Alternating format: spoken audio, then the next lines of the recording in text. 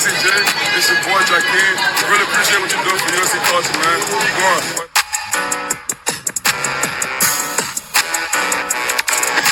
Going on, shout out USC Jay, man. Appreciate the support. Shout out to USC Jay, you know what it is. Nothing but love, man.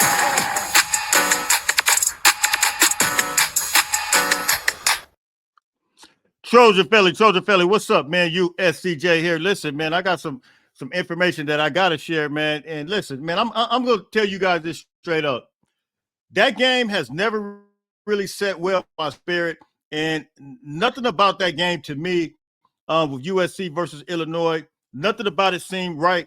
When you look at how our team performed as a whole. Now, listen, I'm not here to make excuses. I got some information that I gotta share. Yes, we've been having some issues with the secondary, but from a defensive line standpoint, I'm going to say this to you guys. If our team has been balling out, has been leading the country in sacks, and then all of a sudden you see lifelessness with our defensive line, that alone should tell you something, man. I knew it. It did not look right for me, to me. And I got a real phone call, real information, real intel from somebody very close to the situation. And he told me, look, Jay, I'm telling you, our guys were food poisoned. Now, I know some said the food poisoning, whatever, came from DoorDash. No, it did not come from DoorDash. It came from, allegedly, I'm going to just say allegedly, I don't want to, but it came from the catering that was at the hotel. Look, I'm just telling you straight up what I know. There were some players, multiple players that were sick. And I could start naming players that were sick. But I don't even want to go that far. But I'll just say this: for a guy even like Eric Gentry to make that play that he made, listen, that was incredible for him to even do that. And because he might be one of the guys that was sick. There were a lot of guys, and let me say this about some of the players: some guys' tolerance, some guys' immune system, some guys that are able to handle sickness better than others. But I'm telling you right now, whoever catered that food, it came from the catering, and I believe it came from the Friday night. Some looked at the food from I believe from Thursday night, and it didn't look.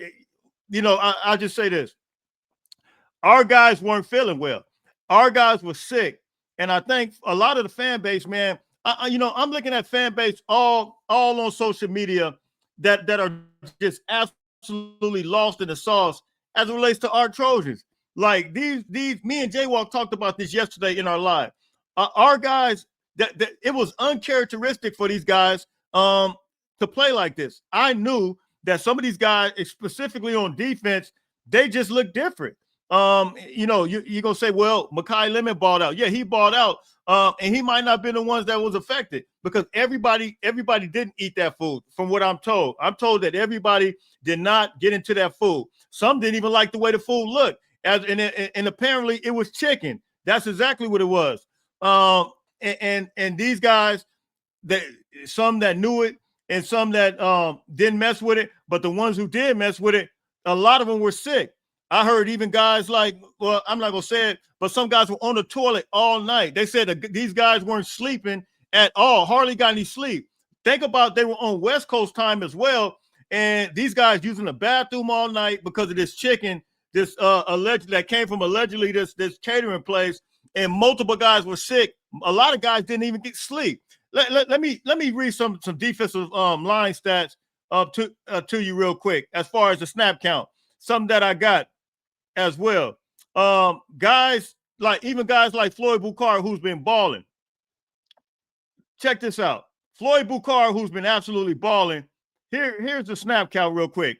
Devin Tompkins got 54 snaps. Cameron Fountain got 51 snaps. Anthony Lucas got 49 snaps. Jade, 34 snaps. Braylon Shelby, 30 snaps. Jakeem, 25 snaps. But look at this. Kayshawn Silver, 21. But Floyd Boucar, who's been absolutely balling, he got 6 snaps. Jamal Jarrett, 6 snaps. Kobe Pepe, 5 snaps. I'm telling you, listen, it's no excuse. But at the end of the day, I'm giving you real facts. And it came from somebody very close to the situation. It came from somebody who was out there.